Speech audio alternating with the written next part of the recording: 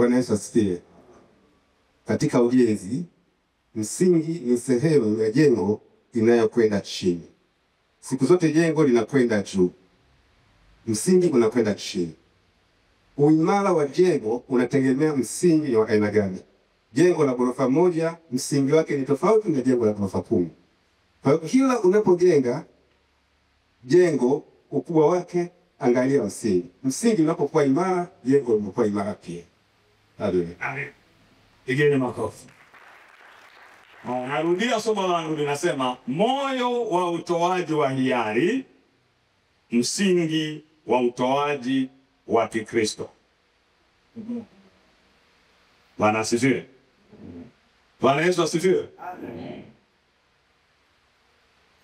Nixon sasa njoo hapo na kabla hujaondoka uhubiri na mimi hapo. Sasa niambie kwa maelezo yaliyotolewa na hii maana yake nini? Kitu cha habari tunaweza kukielezeaje kwa kutumia maelezo ambayo wajenzi wametoa.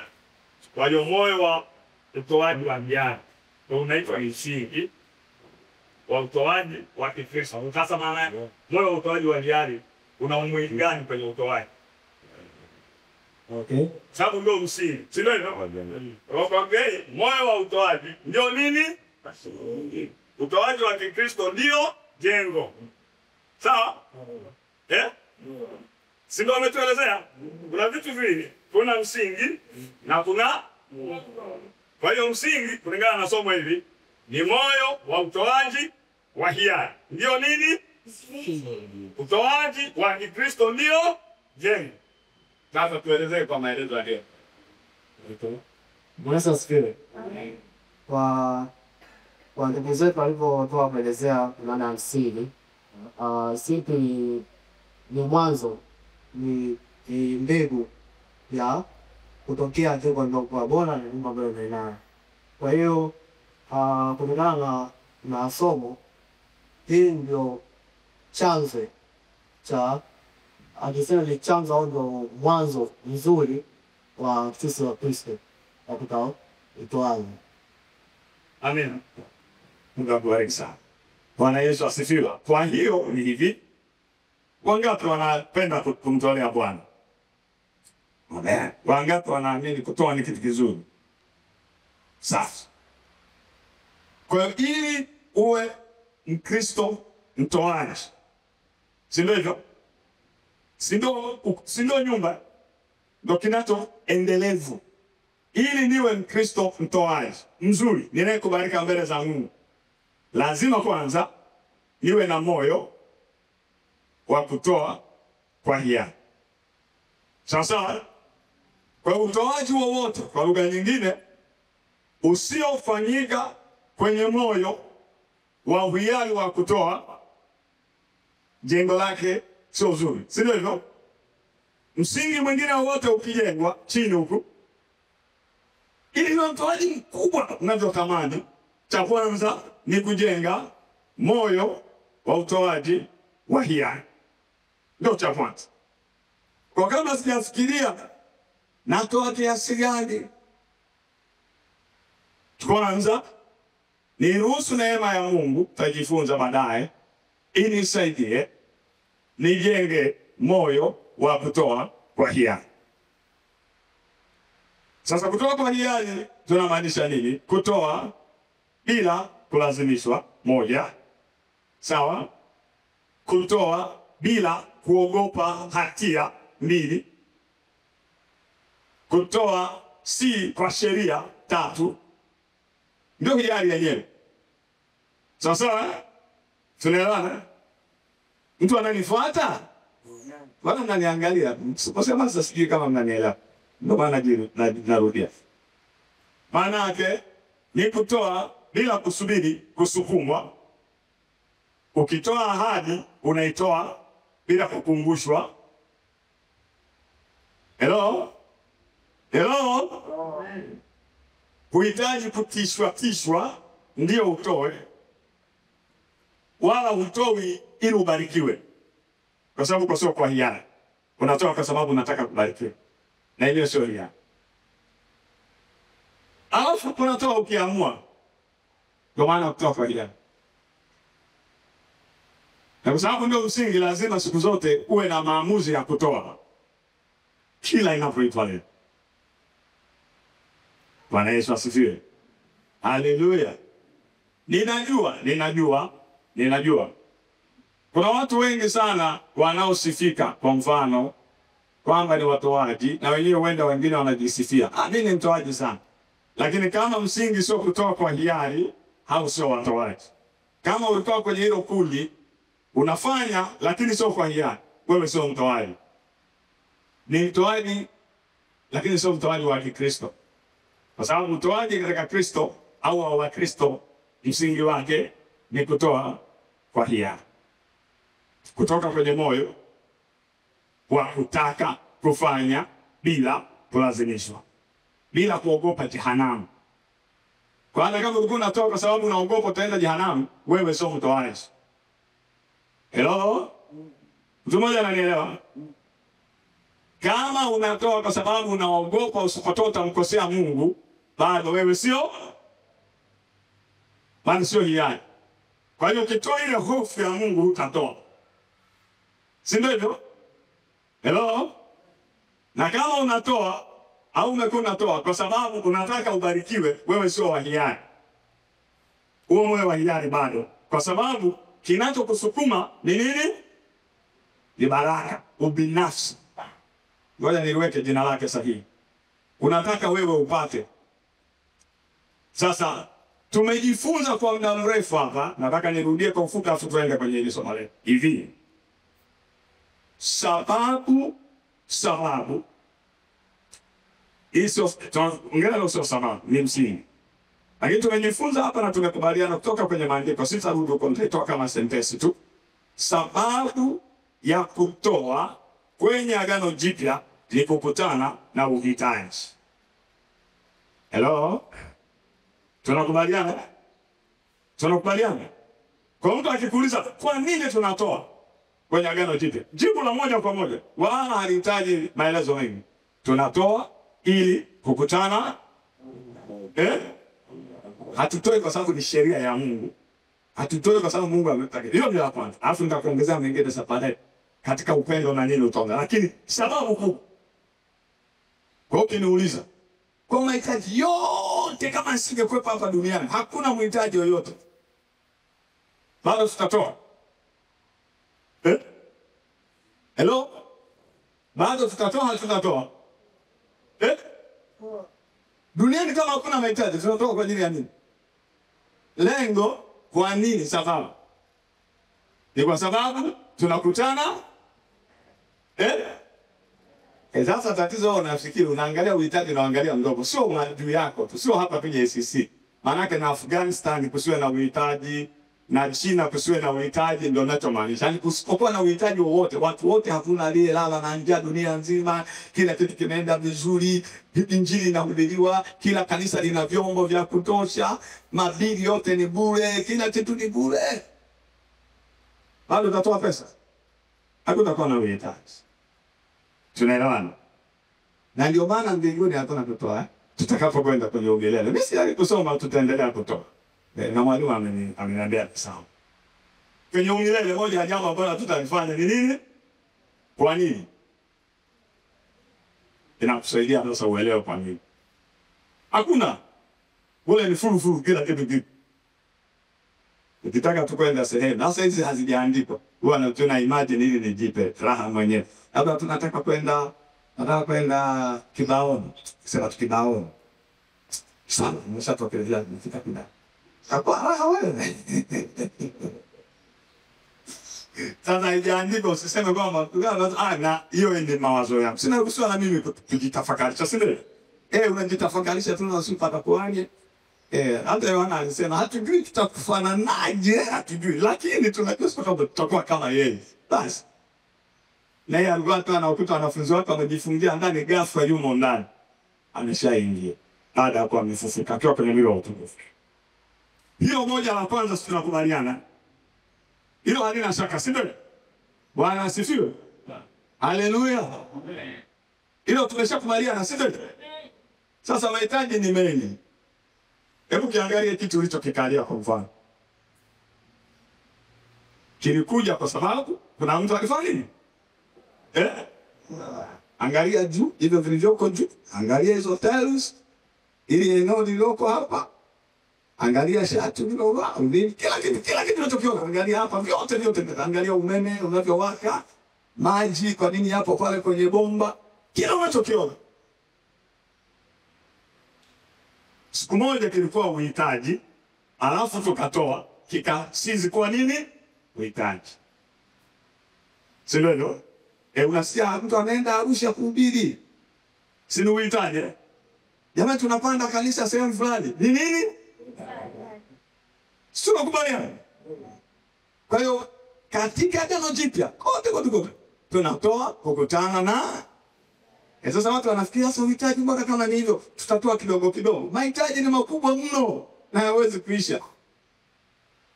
Ndio maana na utoaji wa Agano Jipya ni mkubwa mno kuliko wa kupimiana vya asilimia. Hello? Hilo tumekubaliana. Sasa huku kukutana na uhitaji msingi wake ni utoaji wa moyo wa hiari. Hello? Tunaenda vizuri eh? Kwa sasa ili lengo letu kulitimiza msingi wake ni kutoa kwa hiari. Ndio msingi wake. Mahitaji yote unayoyasikia yanatakikana na wahitaji wote walioko duniani ambao tunatakiwa tuwasaidie. Na majukumu yote tulionayo kama kanisa yanayohitaji fedha, vitu, muda na vinginevyo. Msingi wake ili afanikiwe kwa ufasaha, waamini lazima tuwe na moyo wa hiari kwenye kutoa. Mtu mmoja ananielewa? Hebu mhubirie jirani yako hayo niliyoyasema. Mhubirie jirani yako hayo niliyoyasema. Na akikuhubiria matango mwitu mwambie mhubiri aliyasema hivi. Na kwa sababu hiyo kila mmoja ukae karibu na mtu. Kwa sababu leo tunaenda kufanya huduma ya pamoja. Kila mmoja uwe na mtu wako mnahubiriana. Mimi sihubiri peke yangu leo. Kwa kama uko peke yako tafuta mtu ama uliko tafuta sehemu nyingine ukae.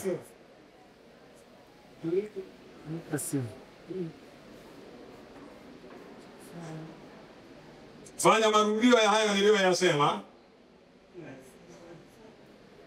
Wewe mbona unaniangalia tu? Wewe mbona unaongea?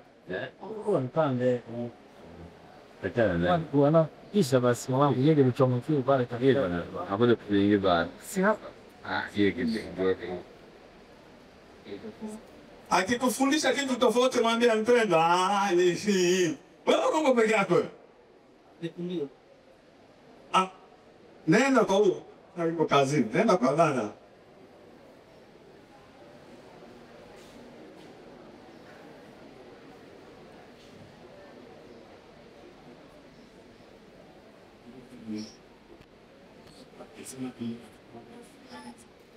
Amekuelewa?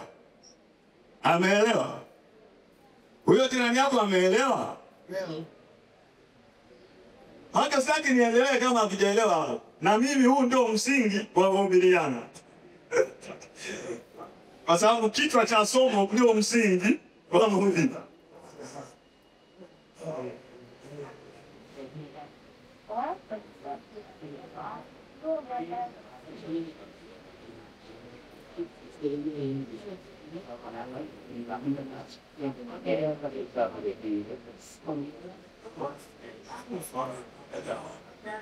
Watu bado wanamaliza nao kwa muda. Ukikenda hata ningekimbia haina shida. Kama kuna swali la kumuuliza mwenzako tunaweza kumuuliza hata wewe mbona wewe unamaanisha nini? Mbona mimi sijaelewa?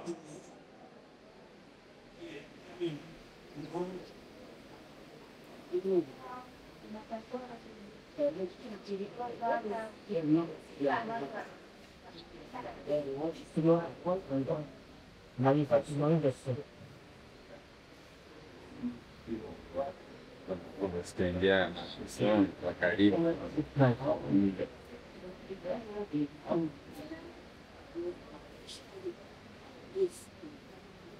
Haya. Tumemaliza eh? Tumemaliza? Aya, swali muulize jirani yako asikujibu. Muulize tu. Ila asikujibu.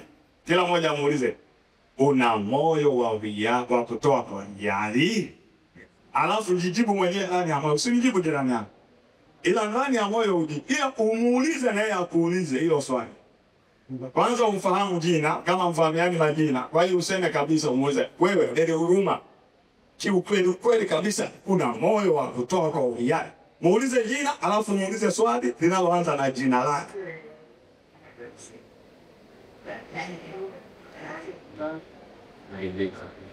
Mbona ukitoa eh? Moyo kutoa. Nani ya moyo? Wewe vipi?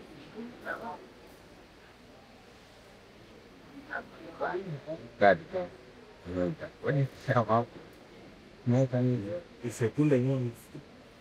Hello.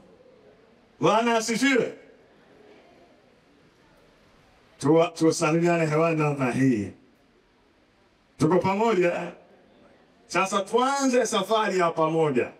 Amen. Leo nataka tutembee kwenye safari ya pamoja. Wangapi wako tayari kusafiri nami kwenye hii safari? Kwenye kutengeneza huu msingi ukae vizuri. Kwa sababu utoaji usipokuwa kwenye huu msingi sio utoaji wa Kikristo. Unaweza ukawa ni utoaji wa imani nyingine, ila sio wa Kikristo. Na sisi ni wa Kristo. Sio? Kuna watu wa imani nyingine ndani ambao sio wa Kristo. Na sisi ni wa Kristo. Fungua pamoja nami maandiko kutoka kwenye kitabu. Tutakuwa tunajifunza kutoka kwenye kitabu cha Wakorintho wa pili sura ile ya 8 mstari wa 1 mpaka wa 9. Sasa wakati tunaenda hapo, kumbuka Wakorintho wa pili sura ya 8 na sura ya 9 zina muktadha ambao ni muhimu kaujua ili tuelewe nini tunachokiongea. Mtume Paulo anawaandikia Wakorintho, naomba nisikilize kwanza kidogo afu tutasoma. Ili unaposoma uwe unasoma katika muktadha sahihi. Wakorintho wa pili sura ya 8 na ya 9, na kwa sehemu Wakorintho sura ya kwanza, Wakorintho wa kwanza sura ya 16 mstari wa 1 mpaka wa 4, na Warumi sura ya 5, na Warumi sura ya 15 25 mpaka 27 zinaongelea jambo moja kubwa. Jambo hili linahusu Mtume Paulo ametambua mahitaji ya watakatifu kwenye kanisa la Yerusalemu. Sawa? Wako kwenye umaskini na uhitaji mkubwa. Anaamua kushirikisha makanisa mengine kufanya changizo, watoe sadaka, aikusanye, aipeleke kwa ajili ya kukutana na mahitaji ya watakatifu wa Yerusalemu. Tuko pamoja? Bwana Yesu asifiwe. Kwa hiyo katika mchakato wote huu anaongelea jambo kubwa moja, anaelezea kuhusu hilo jambo. Pamoja na kwamba anaongelea jambo moja, kuna mambo ya msingi na kanuni kadha wa kadha tunajifunza kwenye sura hiyo ya 8 na ya 9. Lakini leo sitakwenda kwenye kanuni zote zilizopo.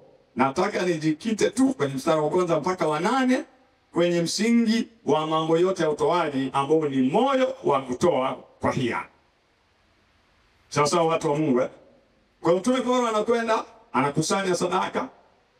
Tutakao wasoma hapa ni makanisa ya Makedonia. Sasa makanisa ya Makedonia yalikuwa yanahusisha kanisa la Filipi mmoja wapo na kanisa la Tesalonike. Ni miongoni mwa makanisa ya wapi? Ya nini? Ya nini? Ya, si nimesema hapa.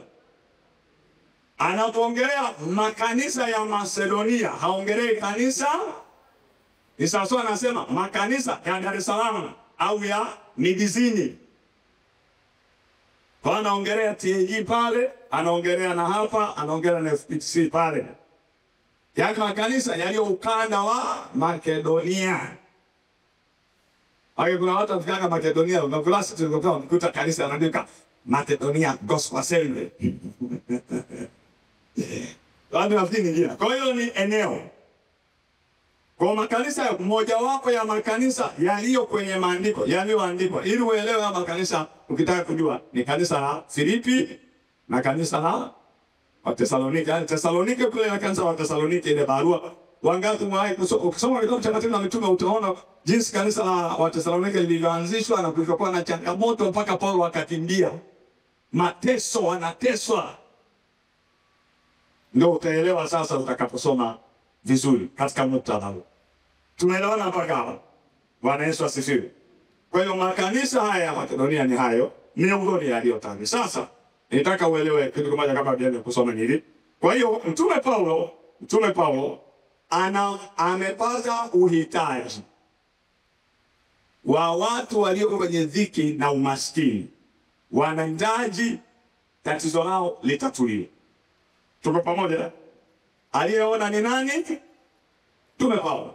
Mtume Paulo akaanza kuzunguka kwenye makanisa. Sasa kwenye muktadha huu ni makanisa ya Makedonia, lakini na makanisa ya Galatia pia alienda kuambia jambo hilo hilo. Unaona moyo wa uhiari eh? Sasa kwanza uanze kuona moyo wa uhiari kutoka kwa Paulo. Hafanyi changizo kwa ajili ya kanisa analolichunga. Hafanyi changizo kwa ajili ya mahitaji yake. Hafanyi changizo kwa ajili ya faida yake. Anafanya changizo kwa ajili ya uhitaji, kwa sababu huo ndio msingi wa utoaji kwenye Agano Jipya. Kwa hiyo alishawaambia Wakorintho kama mwaka mmoja uliopita wakaanza changizo, akamtuma Tito. Alipomtuma Tito kule akaongea nao wakatoa ahadi. So unajua wapendwa tunavyopenda. 2000 tu. Nini hili namaliza. Baada ya mwaka mmoja wamepoa, wamesahau tena nini? Ahadi zao na hiari yao waliokuwa nayo. Kama sisi tulivyo. Ukisikia tangazo hapa limetolewa, jamani tunataka tumalizie ile jengo, mtu moyoni anasema, yani kapesa tu ambako nakasubiri kakija nitachangia. Kakija. Tabesa. Wakorintho wenzangu Bwana Yesu asifiwe. Nataka nipatazame. Kwa hiyo Paulo kwa sababu anajua utoaji uso wa kulazimisha, hata anavyoiandika barua yake utaona anawapa mfano wa kanisa au makanisa mengine ambayo yamefanya vizuri kwenye jambo hili, akitaka kuwakumbusha kwamba fanyeni kama mlivyo dhamiria, kwa sababu wenzetu pia wanafanya nini? Wanafanya. Kwa hiyo wachangamotisha kwa kutumia mfano wa makanisa kama Makedonia. Tunaelewana? Unaopata muktadha vizuri sasa. Unaipata picha ya kile tunachokisoma. Kwa hiyo ndio kinachoendelea. Kwa hiyo kuna mahitaji Yerusalemu, kuna watu wanahitaji wasaidiwe. Kuna Mtume Paulo ameshirikisha watu kadhaa wakiwemo Wakorintho. Wakorintho walipopata taarifa kwa mara ya kwanza walikuwa na mwitikio mkubwa. Muda umepita bado hawajafanya, na ukiendelea kusoma utaona Mtume Paulo alikuwa anajisifia kuhusu Wakorintho. Anasema wale watu ni watu waje, anawaambia makanisa mengine. Ndio maana anawatahadharisha kama nikija mwe mmeshafanya, nisingekuwa nimeshaongea kama mimi ambavyo wanaongea nikizunguka huko kuhusu ninyi hapo wanangu wazuri. Sisi bwana wala watu wala wasumbui kabisa watu wetu bwana. Wako sana. Sasa kuna siku asili akaja mtu akasema, wewe unatongea kipi? Ndio Paulo anachokisema. Bwana Yesu asifiwe. Anawaandikia kwa jamani, sasa mlilolinia mfanye nini? Mtimize. Ila anawaonyesha hivyo kwa kuwaonyesha kanisa au makanisa mengine ambayo yametimiza. Msingi wa hayo kutimiza ni kwa sababu yana moyo wa hiari kwenye utoaji. Kwa hiyo kama naye anasisitiza, anakiombea Korintho, na nyinyi mwe na moyo wa nini? Wa hiari. Katika kutimiza yale mlio dhamiria. Bwana Yesu asifiwe. Jirani yako akiwa anapitiwa na kausingizi, msitue. Kwa sababu najua kajoto akameanza.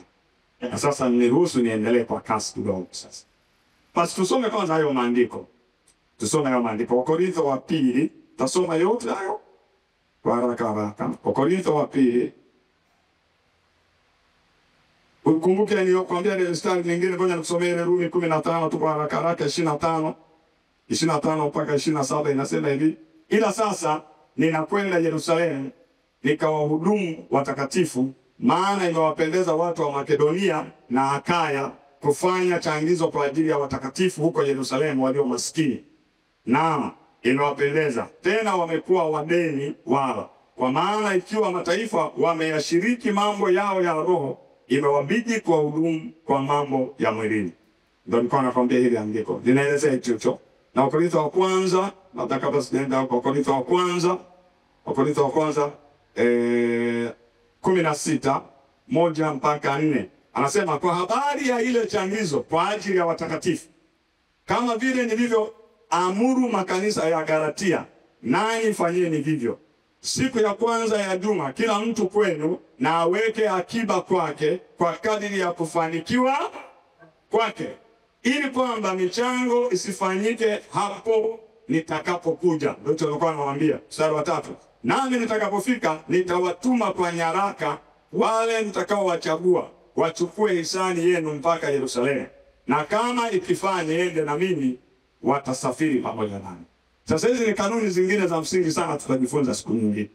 Unaona hata sadaka inatolewa, wanaandika na walaka. Uwajibikaji wa wanaopokea sadaka mbele za Mungu na mbele za watu ni lazima. Mtu amenielewa? Kwa ukiulizwa kuhusu pesa, hata mtu akikupa akikuuliza anataka uwajibike umefanyaje, usijisikie vibaya. Huo ndio Ukristo wenyewe. Sasa watu wa Mungu, sasa tuende kwenye andiko letu ambalo Wakorintho wa pili sasa sura ile ya 8 mstari wa 1 mpaka wa 9. Biblia inasema, tena ndugu zetu, twawaarifu habari ya neema ya Mungu waliopewa makanisa ya Makedonia. Neno neema pale liangalie. Neema ya Mungu limerudiwa mara nyingi. Watu wa Makedonia wamepewa neema. Neema ya Mungu waliopewa makanisa ya Makedonia. Kwa kama ni neema ya Mungu aliyewapa ni nani watu wa Mungu? Neema ya Mungu tunapewa na nani? Na Mungu. Maana walipokuwa wakijaribiwa kwa dhiki nyingi, pigia mstari neno dhiki nyingi, wingi wa furaha yao, pigia mstari neno wingi wa furaha yao, na umaskini wao uliokuwa mwingi, pigia neno mstari umaskini uliokuwa mwingi, uliwaongezea utajiri wa ukarimu wao. Zote hasi, alafu vinazaa kitu chanya. Mstari wa 3, maana nawashuhudia kwamba kwa uwezo wao, 1, na zaidi ya uwezo wao, 2, kwa hiari yao wenyewe, 3, walitoa vitu vyao. Narudia mstari wa 3, maana nawashuhudia kwamba kwa uwezo wao, 1, na zaidi ya uwezo wao, 2, na kwa hiari yao wenyewe walitoa vitu vyao. Mstari wa 4, wakituomba sana pamoja na kutusii kwa habari ya neema hii na shirika hili la kuwahudumia watakatifu. Unapiga hiyo picha yaani wakaje hivi wanasema, mtunga ni ngoma na kuomba sana na mimi nishiriki kwenye kupeleka Injili. Ndio maana nasema, mbona mimi nakuona kama Paulo huenda aliwaangalia. Haya ni matafakari yangu. Haiandiko. Paulo huenda aliangalia akawahudumia hawa, mbona wamechoka sana. Labda akamwambia nyinyi hapana, ngoja tuongee na kanisa hili, na kanisa hapana. Wakamsihi kutoa, sio kupokea. Sisi sio tunasihi kupokea. Wenzetu wakasihi kutoa na kuwa sehemu ya utatuzi wa tatizo lililokuwa. Yao wakasihi ili kwa hapana, hawezi kutuacha. Tunataka tuwe sehemu ya kutatua hiki, kwa sababu msingi wa utoaji ni hiari. Lakini kwa nini tunatoa? Ili kukutana na uhitaji. Kwa kuna uhitaji huko, wanamsii wasema uhitaji lazima tuwepo, huwezi ukatuacha. Haiwezekani. Labda anasema subirini, mazao yenu mtakapovuna, anasema hapana, tunatoa. Wakamsii. Sawa sawa? Mstari wa 5. Tena hayo yaliyofanyika, walitenda hili si kama tulivyotumaini tu, bali kwanza, mimi sana nitarudi baadaye, walijitoa nafsi zao kwa Bwana na kwetu pia kwa mapenzi ya Mungu. Mstari wa 6. Hata tukamwonya Tito kuwatimilizia neema hii kwenu kama vile yeye alivyotangulia kuianzisha. Kwa hapa sasa mstari wa 6 inawahusu Tito anapoenda kwa Korinto, sio kwa wale wa Makedonia tena. Mstari wa 7. Lakini kama, usikilize vizuri. Haleluya. Bwana asifiwe. Najua hapa tuna waombaji wakijifungia wanaomba. Najua tuna wahubiri, wainjilisti wazuri. Amina. Najua kuna watu wenye karama za imani, matendo ya miujiza, kila kitu. Wengine ni walimu wazuri, kila kitu. Tunachosijua. Sawa sawa. Mstari wa 7 ndo namaanisha. Anasema, lakini kama mlivyo na wingi wa mambo yote, imani na usemi na elimu na bidii yote na upendo wenu kwetu sisi, basi vivyo hivyo mpate wingi wa neema hii pia. Neema hii ya kutoa. Hello? Usiseme mimi natoka kwenye maombi. Uombe na utoe vitu na pesa. Usiseme mimi natoka kwenye kuhubiri. Mstari wa 8. Sineni ili kuwaamuru. Kumbuka, msingi wake hatuamriani, bali kwa bidii ya watu wengine na jaribu unyofu wa upendo wenu. Kuna jambo la msingi sana nitarudia. Unyofu wa upendo unapimwa kwa uwezo wa kutoa au kutokutoa. Asubuhi nilitoa mfano hapa nikasema, wewe dada kaka akija au akasema tunampenda, nakupenda, hatoi muda wake, hakupigi simu, hakupi chochote. Tunasema Mungu na wasiwasi kama ananipenda, si ndio? Mtu akisema tu anapenda, tunachotarajia kinachofuata ni kutoa. Kwa lugha rahisi nitarudi hapa. Kipimo cha namna gani unampenda Mungu ni jinsi unavyoweza kumtolea. Hello? Nitakuthibitishia. Wala sisemi mambo ya bosi. Baba amesema, ndio maana napima hapa. Kama vitu vyako na hela zako ni ngumu kwenye kusudi la Mungu, ndio kiwango cha upendo wako kwa Mungu. Kama muda wako, tunasema utoaje katika ukamilifu. Yaani ni mgumu kwa ajili ya huyo unayesema unampenda. Yaani kipimo rahisi. Unampendaje Mungu? Tunakipima kwa namna unavyomtolea nani? Mungu pamoja na watu wake. Yaani Kristo na watu wake na ajenda yake. Maana mmejua neema ya Bwana wetu Yesu Kristo. Zito kabisa. Jinsi alivyokuwa maskini kwa ajili yenu, ingawa alikuwa tajiri, ili kwamba ninyi mpate kuwa matajiri kwa umaskini wake. Mstari wa 9 unaonyesha kiwango cha juu cha moyo wa uhiari wa kutoa kwa kutumia mfano wa Bwana wetu Yesu Kristo. Bwana asifiwe. Sasa kabla sijaendelea, nataka nisahihishe hapa kidogo, niongelee kwa sababu watu wengi andiko hili pia linatumika likisema Yesu alikuwa maskini kwa maana ya vitu. Paulo haongelei vitu. Sawa sawa? Yesu alikuwa tajiri, alikuwa mbinguni na utukufu na uungu.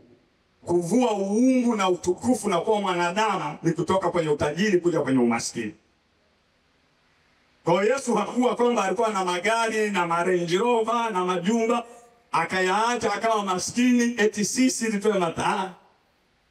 Hiyo ni kitu kingine. Sio mtendinavu. Kwa utajiri unaoongelewa hapa wa Yesu ni utukufu wake na nafasi yake aliyokuwa nayo. Akaamua kuivua kwa sababu ndio utajiri mkubwa kuliko wote. Akakubali kuwa kwenye mwili wa kawaida na akakubali kufa. Huo ndio umaskini aliompokea. Kwa ajili ya nani? Na kwa hiari yake. Kwa hiyo moyo hapo msikia anao pale kidogo. Kwa hiyo moyo wa utayari, moyo wa utoaji wa hiana, Yesu alionyesha kwa kiwango kikubwa, na ndio mfano ambao tunaufuata. Na ndio tunachokifuatilia kama Wakristo, kwa sababu sisi ni wafuasi wa Kristo. Si unajua maana ya kuwa Mkristo na mfuasi wa Kristo? Tunafuata nini alichofanya. Jina la Bwana libarikiwe. Mpaka hapo tumeelewa haya maandiko. Sasa turudi tuangalie vitu vichache.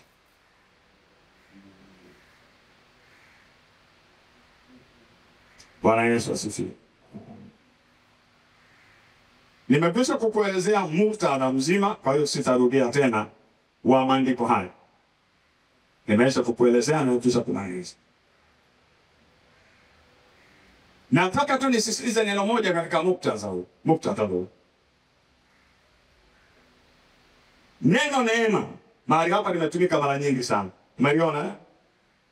Kwa linatujengea msingi wa kwamba katika sura tu hii ya 8 Paulo amelitumia neno neema zaidi ya mara 8. Zaidi ya mara 5, ni mara 5.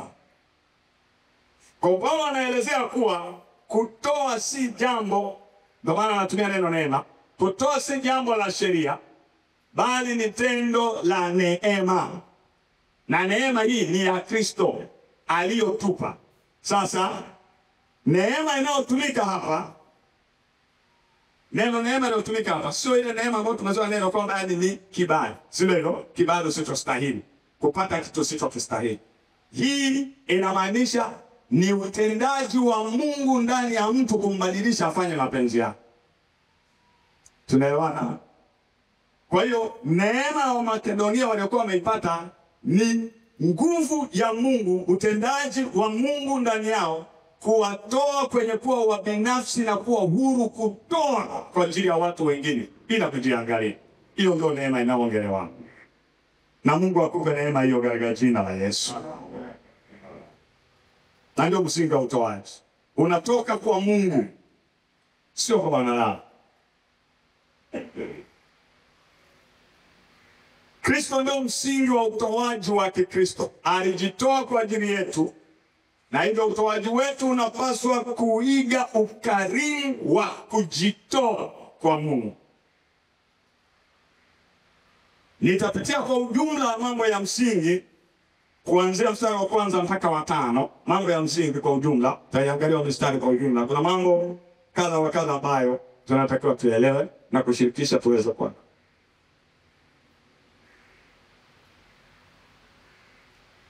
Kutoka mstari wa 1 mpaka wa 5 tunaona haya makanisa ya Makedonia, nakwambia ya Thessalonike na Filipi yalikuwa miongoni, yalionyesha neema ya kutoa. Yalikuwa yamepewa neema ya kutoa. Neema ya kutoa. Utendaji wa Mungu kwa msaada wa Roho Mtakatifu ndani yao ili waweze kutoa. Unanielewa? Na ndio maana Paulo anawaambia Wakorintho, na nyinyi mfanye bora kwenye neema hii. Hello? Kwa hiyo kisikia mtu anasema kutoa kwa mwongozi ya Roho Mtakatifu, sio tu kusikia sauti ya Roho Mtakatifu akwambia fanya hivi na hivi. Ni pamoja na Roho Mtakatifu kukusaidia na kunisaidia kuwa na uwezo wa kuachilia na kukutana na mahitaji ya watu wengine bila ubinafsi. Ni kazi ya Roho Mtakatifu bila kujali mimi napata nini, na kuweka msingi imara kwenye kutoa kwa uhiari. Kwa ninachosisitiza ni kwamba ili mimi na wewe tufikie viwango vinavyotakikana na maandiko vya kutoa kwa moyo wa uhiari, kazi hiyo, neema hiyo inafanywa na Roho Mtakatifu ndani ya maisha ya muumini. Kwa hiyo kama unaona una changamoto kwenye hilo eneo, jawabu sio kung'ang'ana. Jawabu ni kwenda kwa Mungu na kumwambia, nisaidie neema yako ya utoaji. Roho Mtakatifu nifinyange ndani yangu niwe kile ambacho umekusudia. Kama ulivyofanya kwa makanisa ya Makedonia, Wale watu walipokea neema ya Mungu, manake utendaji unaobadilisha mioyo yao kutoka kwenye kujiangalia na kuwa wabinafsi kwenda kwenye viwango vya kujiachilia na kulifanya kusudi la Mungu na mahitaji ya watakatifu wengine kuwa ni ya kwao, na kusimama na pendo la Kristo na kulitimiza au kutimiza kusudi la Bwana wetu Yesu Kristo hapa duniani kwa mali zao, kwa muda wao na kwa pesa zao. Ninachokisema ni hivi, ni kazi ya Roho Mtakatifu katika kanisa la Mungu. Watu wengi wamekuwa wanasema, mchungaji, huu mfumo wa utoaji unaofanya hauwezi kuwa na mafanikio. Na mimi ninaambia, una mafanikio, utakuwa na mafanikio makubwa, kwa sababu sio kazi ya mwanadamu, kwa sababu utoaji katika Agano Jipya ni kazi ya Roho Mtakatifu. Roho wa Mungu akifanya kazi ndani ya watu hawahitaji kuhimizwa. Neema ya utoaji ni kazi ya Roho Mtakatifu kubadilisha mioyo ya watu, na ndio maana Roho Mtakatifu ameachwa ashughulike na kanisa. Ninakuombea na ninatamani ufungue moyo wako upokee neema ya utoaji iliyokuwa kwenye makanisa ya Makedonia katika jina la Yesu. Mtu mmoja apige kelele aseme amina. Tumefundishwa mengi na tukapandiwa mengi, na ndio maana tuna changamoto, lakini neema ya Kristo inatusaidia kuweza kutoka kwenye hayo maeneo. Jambo la pili nalotaka tuliangalie, ingawa walikuwa ni maskini na wanateswa kwa sababu ya imani yao, bado waliweza kutoa. Kwa nini waliweza kutoa? Kwa sababu walitoa kwa sababu ya nguvu ya Mungu iliyokuwa inatenda kazi ndani yao. Hello? Hizo sifa ni za muhimu sana kuzikumbuka. Hawakutoa kwa sababu walikuwa navyo vingi. Walitoa kwa sababu walijua iko furaha kwenye kukutana na mahitaji na kushirikiana na Kristo katika kulitimiza kusudi lake. Waliteswa, lakini Biblia inasema, yaani moja nilipokuwa nasoma hapa nikasema, moja, walikuwa maskini, tena maskini sana. Pili, wanateswa kwa ajili ya imani yao. Tatu, Biblia inasema wakatoa kwa furaha. Kilichowafanya watoe ni furaha iliyokuwa inamwagikia kutoka kwenye mioyo yao. Mwaike niuliza, yaani wewe ni maskini, halafu hata huyu imani yako yenyewe ulionayo, huyu Yesu ndiye mwamini, unateswa, alafu amekaa kimya, si ndio? Wewe unamwona kama Yesu amekaa? Unateswa kwa ajili ya imani yako na haufanyi nini? Na Yesu kama hakuona, alafu bado mtu huyo furaha ndani yake. Unafikiri hiyo ni ya kutengeneza? Ni kwa sababu iko neema ya Kristo, nguvu, utendaji wa Roho Mtakatifu ndani ya mtu. Na ni maombi yangu kanisa hili tufikie kiwango hili katika jina la Yesu, na tutafika kwa jina la Yesu Kristo. Bwana ametutuma kanisa la Kristo Tanzania na ulimwenguni lirudi kwenye misingi, na kwa neema aliyotupa tutapiga kelele, tutahubiri, kwa sababu hatuhubiri maneno yetu wenyewe. Tunayohubiri ana nguvu, uvuvio wa kubadilisha na kugeuza, na neema ile iliyokuwa kwa kanisa la Makedonia na ile aliyoishusha ndani ya maisha yetu itafanya kazi hapa, itafanya kazi Tanzania, itafanya kazi Afrika. Kabla Yesu hajarudi itakuwa kieleweka.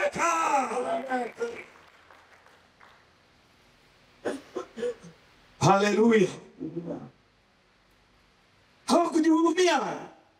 Sisi leo hapo tutasema mpaka nitokeleze. Mimi kwanza nateswa, mume wangu kwanza ananitesa, ninatoaje sasa? Na sadaka utanotaka kuitoa ni ya kwenda kumshika Mungu ili aingilie mambo yake. Hao jamaa upenda kutoa kumshika Mungu aingilie mambo yao. Ndio yao ilikuwa imejaa furaha. Iko raha ya kutembea katika Roho Mtakatifu. Iko raha.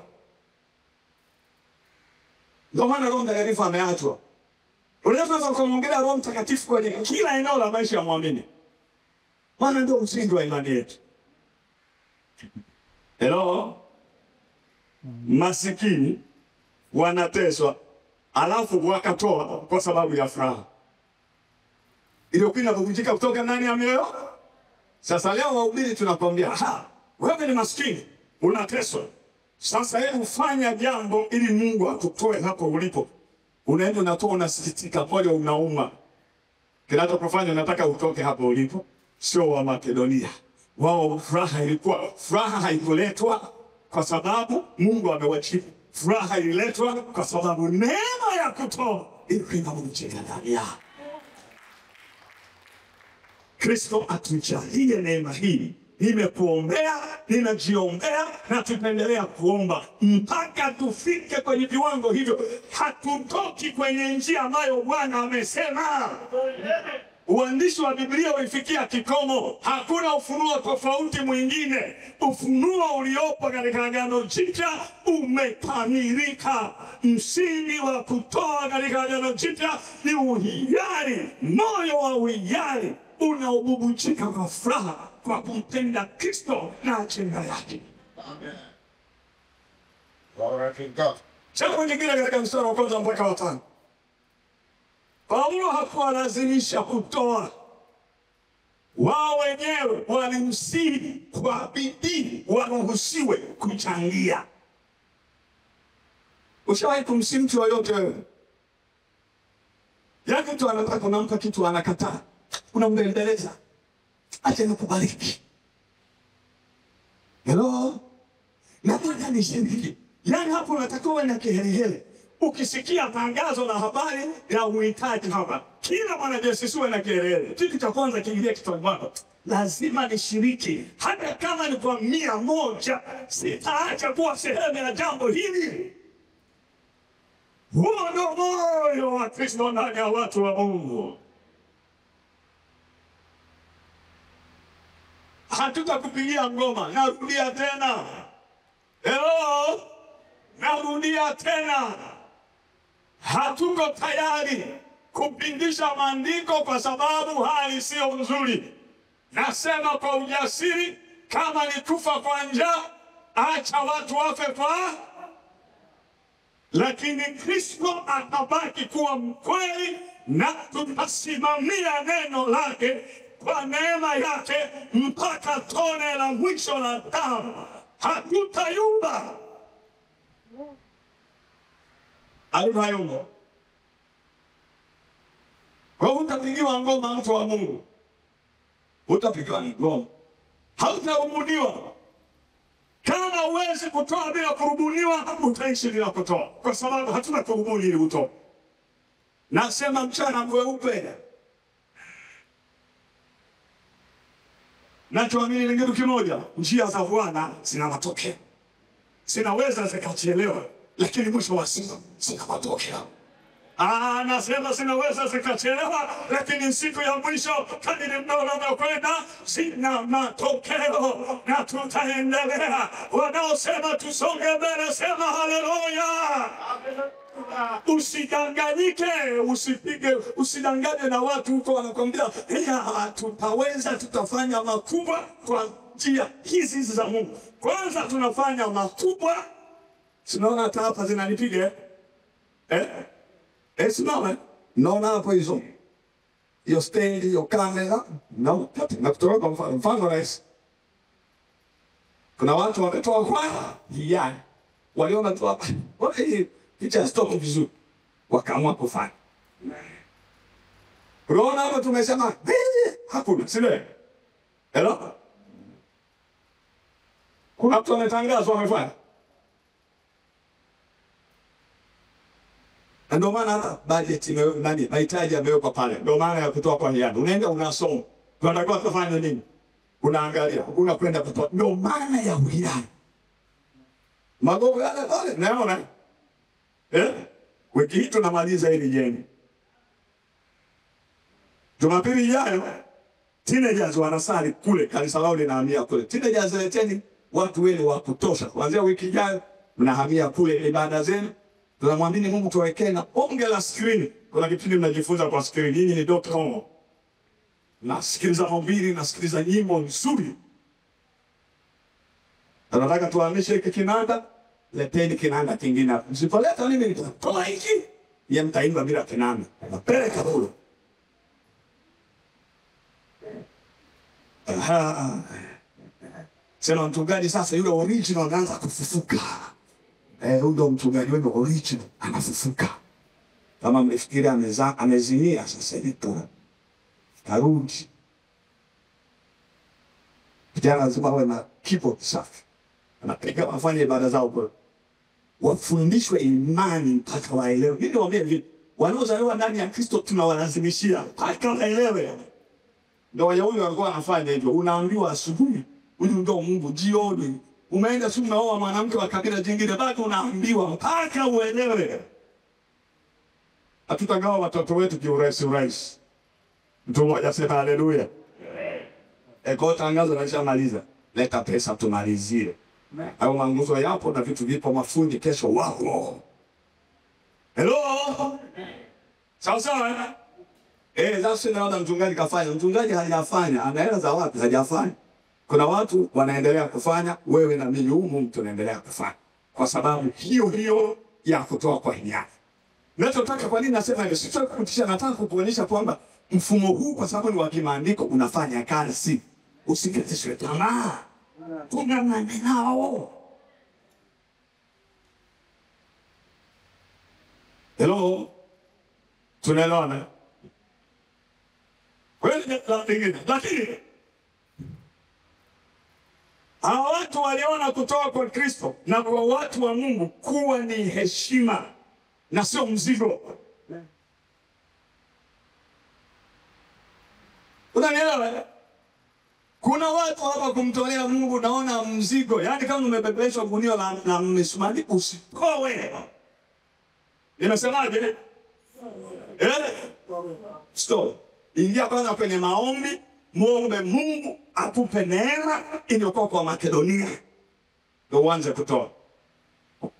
Usiletee stories za watu waliohubiri. Yaani kisifa kuuma. Hawa jamaa maskini wanateswa, wakatoa kwa furaha. Tuonyeshe wewe mstari mmoja katika maandiko unaosema kuna mtu alitoa na umwa moyo. Wahuni wachache wanakuambia angalia Ibrahimu akaenda kutoa. Wapi inasema kwamba alienda kwa maumivu? Mzee aliondoka akamwambia mtoto wake twende. Asubuhi akaenda naye. Mpaka anafika. Mzee akainua kisu. Hana shida. Yuko tayari kwa sababu yote ni ya Bwana. Anataka kupitisha kisu hapo. Mzee angekuwa anatetemeka. Kama angekuwa anasikia maumivu. Acha kuangalia movie. Ndio sio Biblia. Hiyo Mungu anaweza kaonyesha Ibrahimu anatetemeka. Mwanaume hakutetemeka. Alimwamini Mungu. Paulo anakuja kutoa ufunuo katika kitabu cha Warumi kwamba yeye aliyejua mambo yote anaweza kuvirejesha kilichokufa, aliamini akatenda hiyo jambo. Wacha kusikiliza movie. Usikafasiri Biblia kwa sinema zilizotengenezwa na watu wasioamini. Mwangalia hata Isaka sadaka yenyewe. Toto miaka karibu 17 na kitu. Anashikwa na mzee, anakubali. Analazwa kwenye kuni, anakubali. Hapigani wala hafanyi vurugu. Mzee asingemweza Isaka.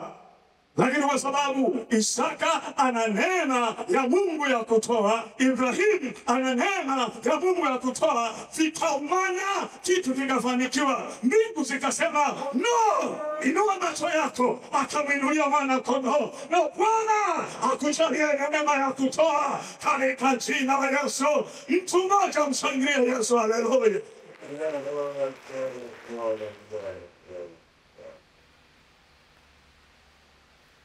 Mstari wa 8 mpaka mstari wa 8. Biblia inasema sio kwa amri. Kwa kuamrisha. Kuna watu leo hapa kama mimi ni mtu wa Mungu. Usipotoa mambo yatakuharibikia na kuamuru. Relax. Mama, relax. Ukienda sehemu yote hata kama umesafiri wanahubiri hiyo. Moyoni mwako tu mwambie mhubiri, relax. Unapita kwenye matuta, punguza speed. Maana ndani ya mioyo ya wana JCC yako matuta, Roho Mtakatifu amejenga kupunguza speed za matango mwitu. Makanisa ya Makedonia yalionyesha neema ya kutoa, haikulazimishwa. Paulo hakutaka kutoa kuwe jambo la lazima au shuruti. Mungu hapendezwi. Jamani, ukisema Mungu hapendezwi, maana hapendezwi na kutoa kwa kulazimishwa. Wakorintho wa pili 9:7. Hapendezwi. Ala mstari tuweka hapa. Maana Mungu anapenda mtu anayetoa kwa moyo wa furaha. Kupenda. Jina la Bwana libarikiwe. Kutoa, nisikilize vizuri. Kutoa ni kipimo cha upendo wa kweli kwa Kristo. Rudia maneno yanasema kutoa ni kipimo cha kweli cha upendo wangu kwa Kristo. Paulo hakuamuru, bali aliwapa mfano wa makanisa ya Makedonia. Na mstari wa 9 anatoa mfano mwingine wa Yesu. Alitoa mifano miwili. Alitoa wa kanisa la Makedonia na akatoa na mfano wa Yesu. Hello. Unampenda Yesu? Unampenda Yesu eh? Angalia utoaji wako. Ni kipimo. Na anaposema kutoa sio mtu kwenye vikapu hapa kukutana na mahitaji ya mahitaji. Angalia kipimo cha. Kama moyo wako yani ukisikia kusaidia au kutoa kwa ajili ya jambo unaanza kuuma unavuta. Unajua kama moyo kuvuta eh? Au ni nini tu moyo ndio unawahi kuvuta? Nani amewahi kusikia moyo unavyovuta? Nyosha basi kama umewahi kusikia. Sio kwenye kutoa tu, kwenye eneo lolote. Moyo unasikia unavuta. Haya, shuza. Nani amewahi kusikia moyo unavuta kwenye kutoa? Zamani ndio tunasema, kuna nyakati zamani sana watu unavuta kuna kipindi. Maana nilikuwa nimefundishwa vibaya.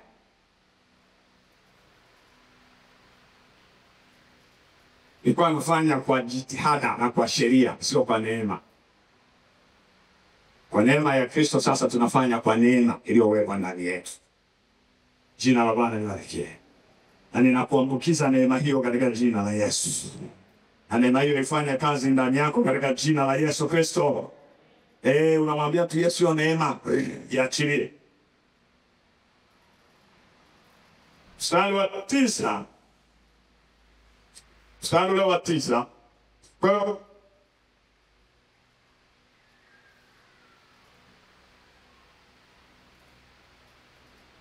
mstari wa 9 anasema ameelezea mfano mkuu unaomhusu Yesu. Sasa kuna mambo machache nataka nipitie tunapoelekea Tigoni. Mafunzo kadha wa kadha nataka kuondoke nayo. Katika mstari wa kwanza na wa pili tunajifunza jambo moja kubwa sana. Ni mfano wa neema kutoka kwa Makedonia. Kwamba utoaji ni neema. Ni kwa neema ya Kristo. Ujumbe mkuu, ukarimu au utoaji hautegemei wingi au uchache wa mali, bali ni kutoka kwa moyo uliojaa furaha na neema. Kwa hiyo si mpaka upate vingi ndio uanze kutoa. Ngoja nikwambie kitu, usipoweza kutoa wakati kipato chako ni 1,000, ukifikisha 100,000 utatoa kabisa. Nakwambia wewe, kama 1,000 inakupa shida, 2,000, 100,000, ukiwa na fedha za kutosha utakiwa utoe milioni 20, hutatoa. Utakuwa na sababu za kutosha. Na ninamwamini Mungu na itakuwa kabla Yesu hajarudi. Katika kusanyiko hili watu watatoa cheki za pesa ndefu ambazo hazijawahi kuwekwa. Na hawatakuwa wamelazimishwa, zitakuwa za hiari. Tukifika hapo ndio nitaandika kitabu cha utoaji. Kabla ya hapo siandike kwanza. Ninamwambia Mungu, nitaandika kitabu kwa habari ya haya. Tutayahubiri. Lakini tunaelekea huko. Nasema tunaelekea huko. Na ninaposema nyingi, msingi mkubwa ni nyingi kwa uwiano wa mtu alichonacho. Sio hivyo? Hello? Mstari wa kwanza na wa pili ni mambo ya mstari wa 3 na wa 5. Utoaji ni wa hiari na kujitoa. Nimesemaje? hiari na kujitoa, sacrificial. Paulo anasema hawa ndugu walitoa moja kwa kadri ya uwezo wao na zaidi ya uwezo wao. Hello? Lakini pia hawakulazimishwa, walitoa kwa hiari. Mwambie jirani yako, Ukristo unataka tutoe kwa hiari. Sasa ni hivi, najua watu wengi wanachanganya. Kutoa kwa hiari sio maana yake sio kutoa kidogo. Hello? Hello? Kutoa kwa hiari maana yake sio wanatumia ile neno mniruhusu, sio kuacha kujilipua. Ndio maana kutoa kwa kujitoa maana yake ni kujilipua. Kama ungetaka kutumia hiyo lugha. Kutoa kwa hiari hakumaanishi hutoi kwa kujilipua. Kutoa kwa hiari hakumaanishi unatoa change. Maana yake hiari yako iko kwenye level ya change. Mungu anatesti hiari yangu na hiari yako. Ni kwa kiwango gani naweza nika exercise hiari yangu. Kwa hivyo kuonyesha pendo langu kwake yeye. Na kutambua yale aliyoyafanya kwenye maisha yangu. Katika kukutana na mahitaji ya watu wengine. Na mahitaji ya kazi yake ili uweze kusogea. Bwana Yesu asifiwe. Kwa hiyo utume, utoaji wa kweli hutoka kwa moyo uliokabidhiwa kwa Mungu kikamilifu. Nisikilize, akasema hivi, wa Makedonia walifanya mambo mawili makubwa. Nataka ujafanye. Mmoja, walijitoa kwa Mungu kwanza. Na kuomba ujitoe kwa Mungu kwanza. Pili, wakajitoa kwa kina Paulo kwa neema. Nataka nieleweshe hili vizuri. Maana ya kujitoa kwa kina Paulo. Sasa ondoa Paulo, weka mchungaji Gowa na timu yako. Sasa cha kwanza anasema jitoe kwa Mungu. Amen. Cha pili nasema jitoe kwetu kwa neema ya Kristo. Nirudie. Nimesema cha kwanza jitoe kwa Kristo. Cha pili jitoe kwetu kwa neema ya Kristo. Unajitoaje kwetu? Au alijitoaje kwa Paulo kwa lugha rahisi? Paulo ameona hitaji, akawekewa mzigo na Roho Mtakatifu ndani yake. Alitatua. Kujitoa kwa Paulo maana yake wanasimama naye kwenye kile ambacho Mungu amemwelekeza kufanya. Unanielewa? Nikisema ujitoe kwetu simaanishi kile, ni kwamba wewe maono kama unaamini haya maono na yale ambayo tunayatangaza hapa ni Mungu ametuelekeza, jitoe kwetu. Umenielewa? Nimesemaje? Na maana yake ni kwamba ushiriki. Yaani ile kwa wa Makedonia kujitoa kwa kina Paulo ilikuwa ni kwamba walishiriki ile agenda ambayo Paulo alikuwa amepewa na Bwana kuifanya. Uwezo ukasema uko pamoja nasi alafu hujitoi kwa namna hiyo. Naomba nisiwapake mafuta kwa chupa ya kwa mgogo wa chupa. Ni hivi, kama uwezo ukasimama, na kusimama kuna njia nyingi. Unaweza kutoa muda wako, ukaomba, ukafanya nini, ukatoa pesa, ukatoa vyovyote vile. Lakini kama ufanyi yote hayo yanayotakana kujitoa, nafasi yako ya kusema wewe ni sehemu ya kusanyiko hili ina uwalakini. Hello? Usitindini kama kitu kwenye maandiko na kisema kwa ujasiri bila kumumunya maneno. Ina uwalakini. Nakwambia ukweli. Ina uwalakini. Narudia kwa mara ya mwisho hapo hivi. JCC tujitoe kwa Mungu na mjitoe kwetu watumishi wake. Narudia mpaka kelele. Nimesema hivi. Sisi tujitoe kwa Kristo na kwa neema ya Kristo ninyi mjitoe kwetu malaika wa kanisa la JCC NTC. Mnajitoaje wa kushiriki kikamilifu kwenye yale Bwana anatuongoza kuyafanya. Pesa zenu zishiriki, muda wenu ushiriki, mali zenu zishiriki, elimu zenu na wazo yenu na ujuzi na maarifa yote. Nasema kwa ujasiri, bila kufanya hivyo, wewe bado hujajitoa kwetu. Unaweza kuwa umejitoa kwa Kristo peke yake. Hello? Hello? Naelewa. Kuna watu wanatumaka sadaka kwenye uhubiri wa redioni au kwenye TV. Ngoja nikwambie, toa kwanza nyumbani. Nimeeleweka? Toa kwanza hapo. Sio tunakulisha ya rohoni. Nani anakulisha ya rohoni? Kama tunakulisha ya rohoni, andiko ndio anataka ufanye hivyo. Hello? Andiko ndio anataka kufanya hivyo. Na ndio maana ni muhimu hata kusikiliza kwanza mafundisho ya nyumbani. Uelewe. Sio kila siku tunatanga. Ya hapa kwenye hujaelewa. Alafu naleta hizi unaingiziwa, hii unaingiziwa, tukimfundisha hata uelewe unachanganyikiwa. Kwa sababu huyu alikufundisha ili huyu kaja na hiki ufunuo hii.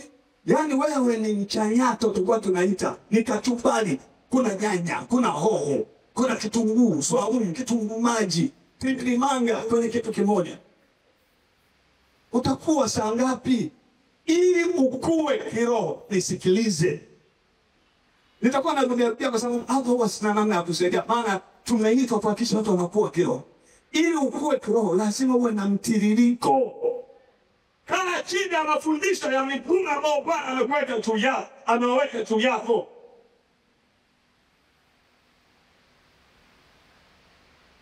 Siyakataza kujifunza kwa wengine. Sina maana hii. Au na maana hii. Uwe na mtiririko. Niwaambie kitu kimoja kuhusu ukuaji. Kwa nini? Mwalimu Musa anataka nijibu moja ya swali lako. Mwalimu Musa anatuuliza, "Bwana, tunafundisha sana watu hawakui. Sasa watu watakuaje akija Jumapili mbili haji? Umeanza kufundisha hiki. Anakosa, akija tena anakamata kitu kingine hewani. Ni mtu ambaye hana uelewa wowote wa mwendelezo. Sisi watu wasisafiri, usinielewe vibaya, lakini namaanisha hana sababu yoyote ya msingi. Amekaa tu nyumbani. Alafu anategemea atakuwa kiroho. Kuna mwendelezo hapo wa mafundisho unaendelea hajaja. Alafu anajipa moyo. Nitasikiliza redio. Alafu sikiliza redio anayosikiliza. Anafungua. Anaanza kusikiliza. Leo kuna maji yaliyotoka kwenye ubavu wa Yesu. Ukija hapa, unaanza kuuliza. Sasa sisi tunaongelea tunajua mawazo yako nawaza maji ya ubavu wa Yesu juu ya sisi yatiririke. Tukigupa kuomba unaanza kusema, "Baba, achilia maji yako kwenye ubavu."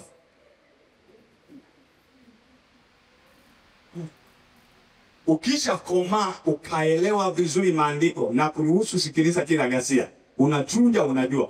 Kama hujakoma ni kuombe, tulia kwanza ukue. Chujio lako la roho liwe kubwa. Lijue kipi cha kweli na kipi ni cha uongo. Kaa chini ya mtu sahihi.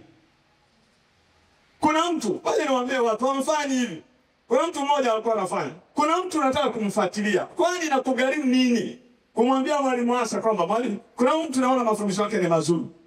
Naweza kuwa najifunza toka kwake. Unafikiri sisi tuna wivu? Tutakwambia wewe usikiliza.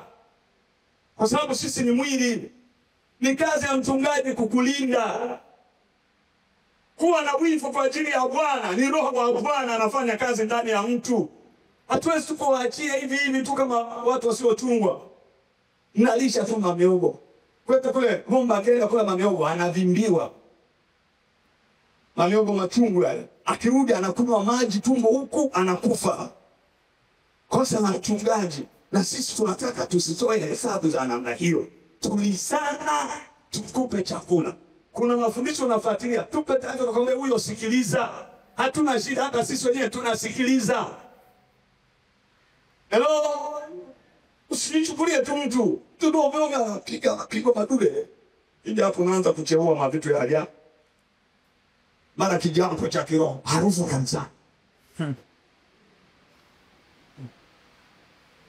Sababu umekula mamiogo. Ndio. Mstari wa 6 na 7. Anawahimiza Wakorintho na namna anayoitumia.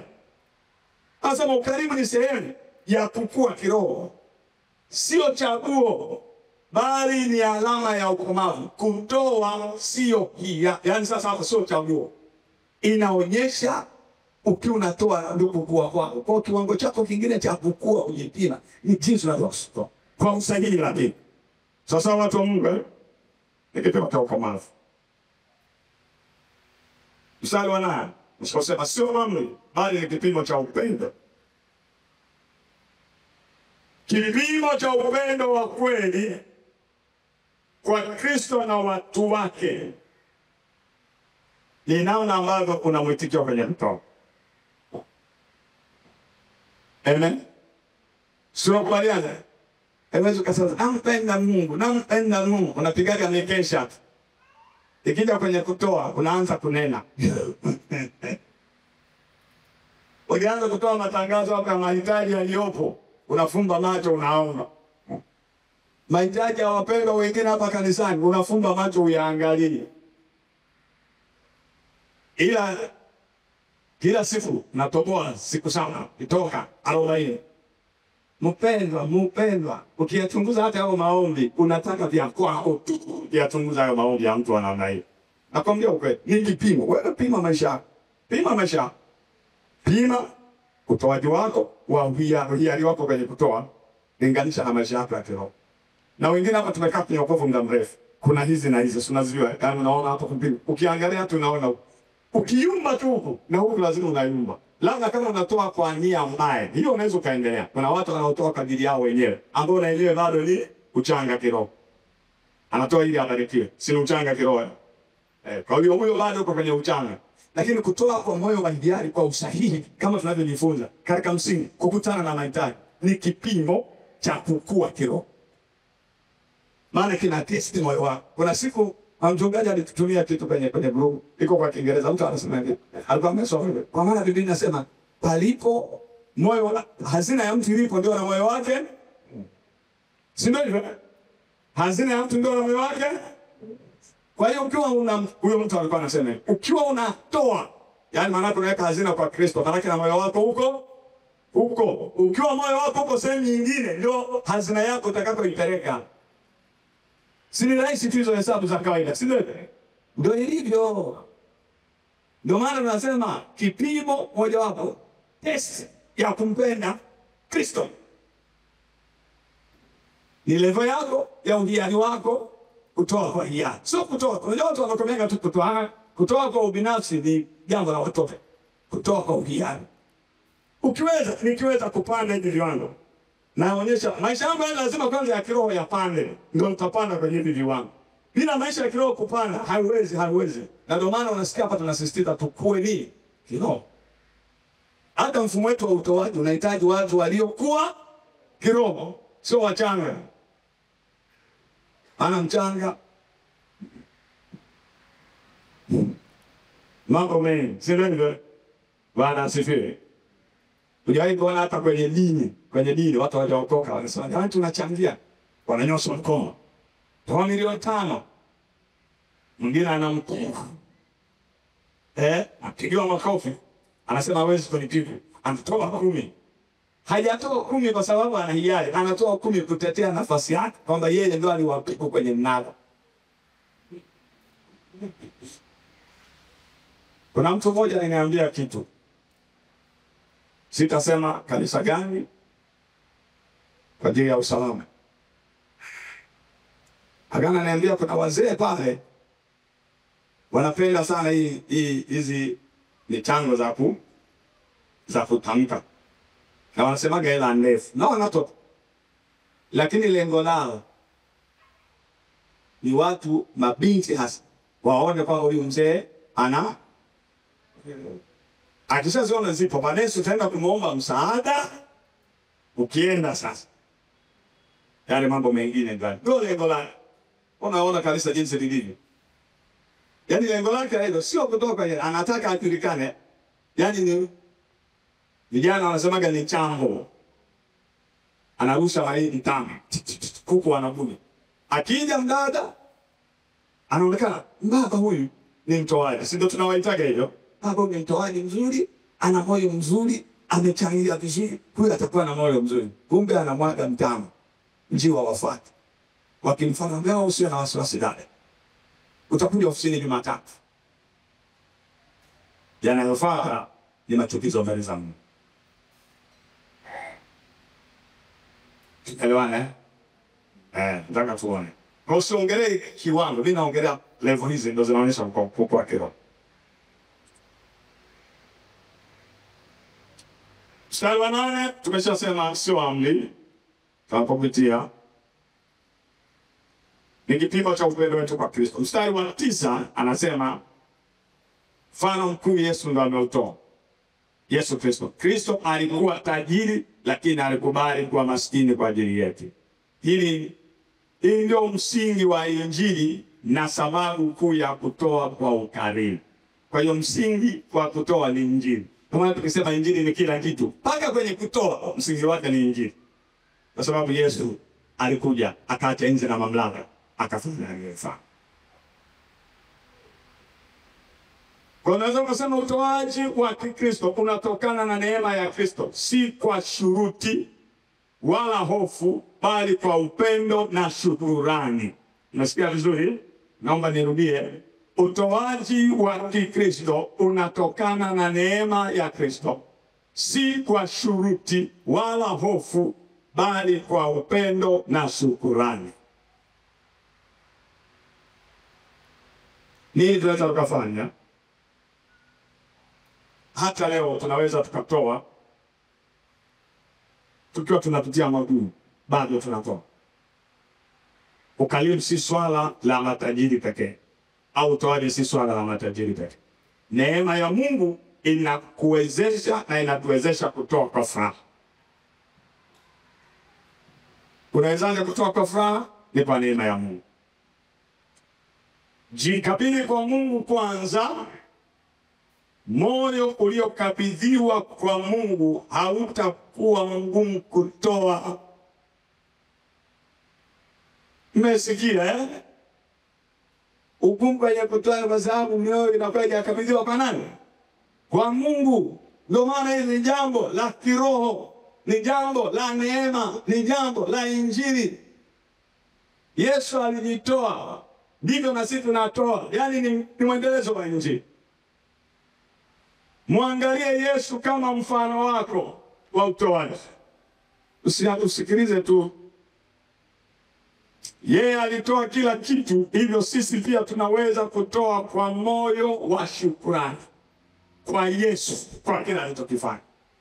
Unajua tukimwangalia Yesu, tunapoongelea kwamba Yesu ndio center ya kila kitu, watu hawaelewi. Yesu bado ni center, kitivo cha utoaji. Ukimtoa Yesu hakuna utoaji. Katika imani ya Kikristo, kila kitu kinamzungukia Yesu. Tunamshukuru kwa kila alichokifanya. Kwa utoaji wetu ni mwitikio wa kile Yesu alichofanya. Mtu mmoja ananielewa? Ni mwitikio wa pendo ambalo Yesu alishalionyesha, na mimi naitikia. Tafakari.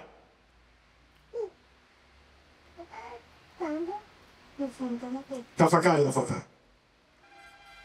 Mstari wa 9 unaongelea maana mnajua neema ya Bwana wetu Yesu Kristo. Yeye alikuwa tajiri lakini akakubali kuwa maskini. Tafakari yafuatayo na uondoke nayo. Moja, utoaji si biashara, bali ni mabadiliko ya moyo. Ninasemaje? Utoaji si usiingie kwenye kufanya biashara. Najua mafundisho mengi yanazungukia fanya biashara na Mungu, toa hivi. Ni sawa. Kanuni ya kutoa na kubarikiwa ni ya kimungu na ni ya kweli. Kiwa utoaji unabarikiwa, lakini huo sio msingi wa kutoa. Usiingie kufanya biashara.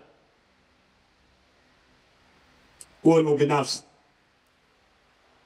Pili, si kwa kulazimishwa, bali ni kwa neema ya Injili. 3, si kulingana na kipato, bali kwa furaha ya ndani. Yaani namaanisha nini? Unacho hauna, kama watu wa Makedonia walitoa kwa furaha kile walichoweza kutoa. Kwa hiyo usifikiri kwamba ni watu tu fulani wanaoweza kutoa. Hebu fanya itafakari.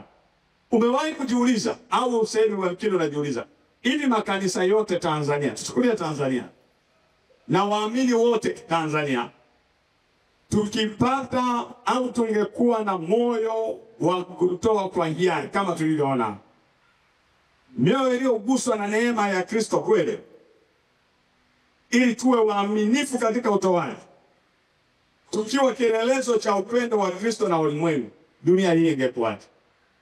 Au Dar es Salaam ingekuwa? Napongelea kanisa, siongelee JCC. Naongelea watakatifu wote wa Mungu. Hiki kitu tulichojifunza kikizaliwa kwa hakika ndani ya kanisa, tunafikiri mambo mangapi yatafanyika? Dunia itabadilika siku chache sana. Nani anakubaliana na mimi? Mambo mengi hayaendi kwa sababu huu moyo haupo. Bwana Yesu asifiwe. Bwana Yesu asifiwe. Hata kwenye huduma sisi wachungaji,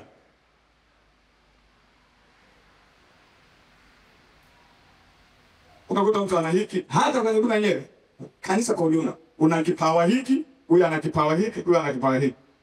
Mtu kutoka kwingine anaona shida kuja hapa kutumia kipawa chake, anaona atanifaidisha mimi. Au na mimi kwenda kule naona shida kutumia kipawa ambacho Mungu amenipa, naona kama nitamfaidisha. Naona shida hiyo. Ukiacha hata hiyo, na mimi kuna kipindi sitaki aje, na yeye hataki niende. Kipawa. Kila mmoja hapa kama neno ambalo Bwana ametukumbusha. Kila mmoja wetu akisimama kwenye kipawa chake, ile sisi itakuwaje? Hapa tayari kila mmoja akitumia, ajitoe kwa viwango ambavyo Mungu amemjalia kujitoa. Tutafika wapi? Umewahi kujiuliza? Na siongelee kwenye kutoa tu, siongelee kwenye kutoa pesa. Kila mmoja wetu leo amka, simama kwenye nafasi yako kabisa, ujitoe kadri neema ya Mungu ilivyo. Sijasema ujitoe hata zaidi, pamoja kama Biblia inasema unaweza kujitoa zaidi ya uwezo wako. Kila mmoja, hata kwenye matoleo ya fedha, kila mmoja wetu akifanya kwa uaminifu, kwa kutoa kwa hiari, nafikiri tutafika hapo. Hapo naongelea hapo. Sasa aliongelea kanisa zima la Mungu kila sehemu.